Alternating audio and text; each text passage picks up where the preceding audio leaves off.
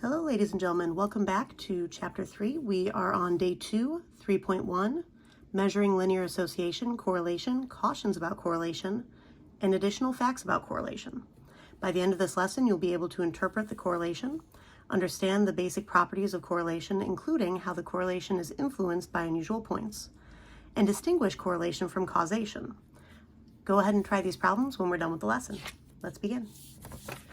So as stated, we are on section 3.1, day 2, Scatterplots, correlation.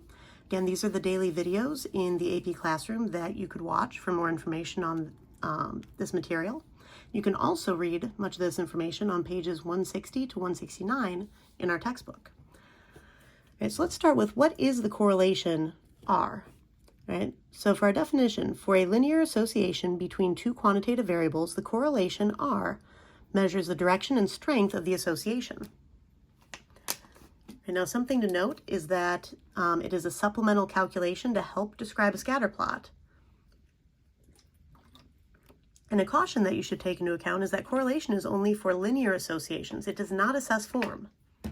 Right? So you cannot use correlation coefficient to figure out what form it has. You can only use the correlation coefficient once you have determined that the original scatter plot is linear in form, and you can use it to help determine the direction and strength of the linear relationship. So only use this for linear relationships.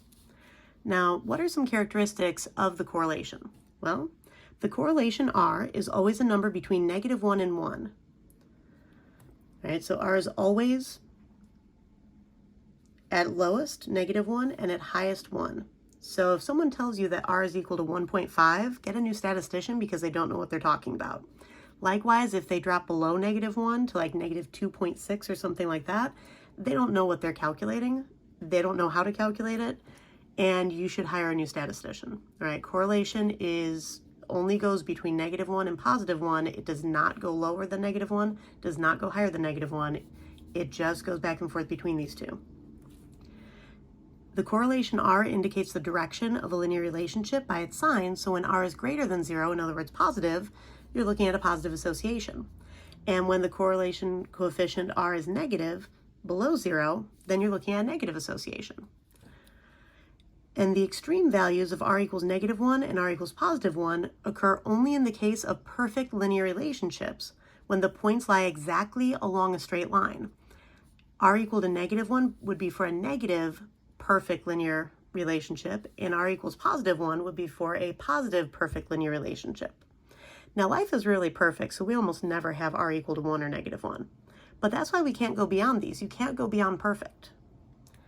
Now, if the linear relationship is strong, the correlation R will be close to 1 or -1. If the relationship is weak, the correlation R will be closer to 0. Right? So as R goes away from 0 towards either a perfect positive relationship or perfect negative relationship, then the linear relationship is getting stronger. The closer it is to 0, the weaker the relationship, as long as you already know it's linear. Now keep in mind, this is no substitute for looking at a graph. You have to look at the graph first, then look at the correlation coefficient. Now, does correlation imply causation? Not necessarily. So for example, consider that X equals the number of times you wash your car and Y equals the annual repair cost for a car has a negative association. So does washing your car cause fewer repairs? No, this is probably just due to the age of the car. Right, so just because there's a relationship between two things, just because there is a correlation, does not mean that there is a cause and effect relationship. Right? You can only determine a cause and effect relationship if you've conducted a randomized experiment with enough replication.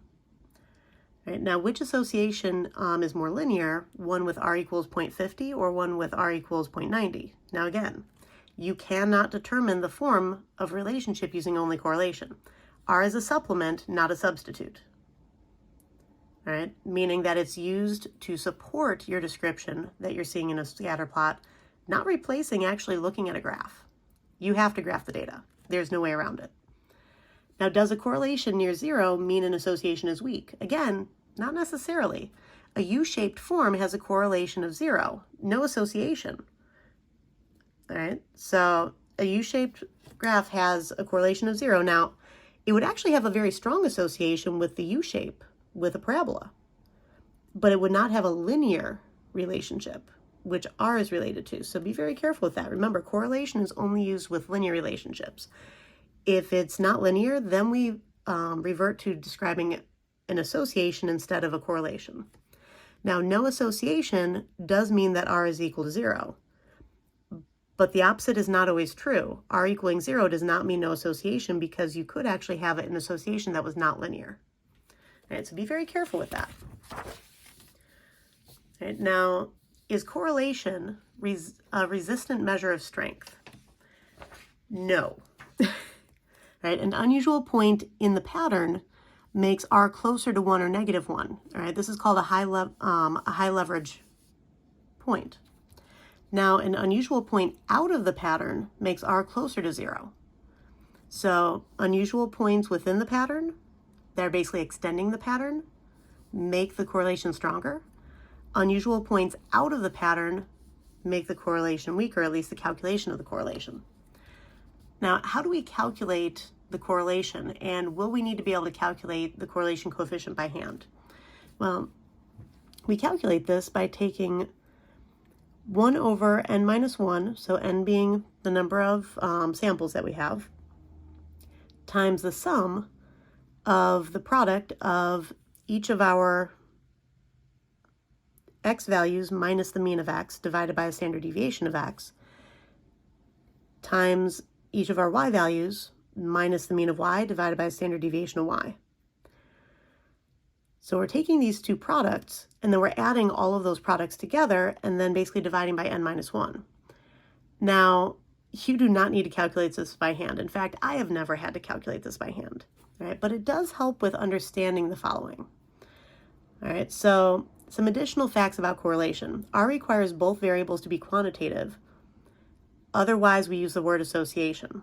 So in order for both variables to calculate the correlation coefficient, we need both variables to be quantitative, because quantitative means it makes sense to take an average. And notice that we're having to subtract the average of x and the average of y within each of these parentheses to get the product that we're adding together to actually complete this calculation. If the two variables are not quantitative, then we can't do this formula. R makes no distinction between explanatory and response variables. Multiplication can be done in either order. Because of that, with the way this formula is structured, I could have this parentheses first and this parentheses second, and it's not going to make any difference for the products that I'm adding up and then dividing by n minus 1 at the end. All right, it's all going to turn out the same. So R is going to be the same even if you switch what's on your x and y axis. R also does not change when we change the units of measurement. Right? Because we're taking units divided by the same units, we're basically canceling units out of our x variable and canceling units out of our y variable before we do our multiplication, adding and then dividing. There are no units in the correlation coefficient. It doesn't have units because they've all canceled out. If the units cancel out, then why would we care about the units? Now let's take a look at our example. So arm span versus height. The following scatter plot shows the arm span in centimeters and the height in centimeters for a random sample of 19 12th graders. The correlation is R equals 0.902. All right, so we have this graph right here, arm span and then height, both of these in centimeters. And for A, explain why it is incorrect to say that the correlation is 0.902 centimeters. Well, because the correlation is calculated using standardized values, it doesn't have units. You're taking your observation minus the mean divided by the standard deviation of that same variable. That is a standardized test statistic. You're basically taking the standardized test statistic of x times the standardized test statistic of y, which means units have canceled out for both of those because you don't use units with standardized test statistics. All right, so correlation is calculated with standardized values. It doesn't have units. For letter B, what would happen to the correlation if height was measured in inches instead of centimeters? And explain your answer. Well, again, the correlation would be the same. Because it's calculated using standardized values, Changes in units don't affect the correlation. The units have already canceled out. We don't care what the units are. At least when we're looking at correlation. Now, everything else we care. But correlation, not so much, because the calculation, the way it's calculated, makes it irrelevant. What would happen to the correlation if height was used as the explanatory variable and arm span was used as the response variable? So if we switched our x and y axes here, well, again, the correlation would be the same because correlation doesn't make a distinction between explanatory and response variables. Multiplication can happen in either order. It doesn't matter whether the variable we use for y is now x and x is now y. We're doing the same calculations, multiplying the same way. It's going to turn out the same exact way. All right? So this is how you would apply this reasoning to free response questions. All right, go ahead and try these problems, and I'll see you in class.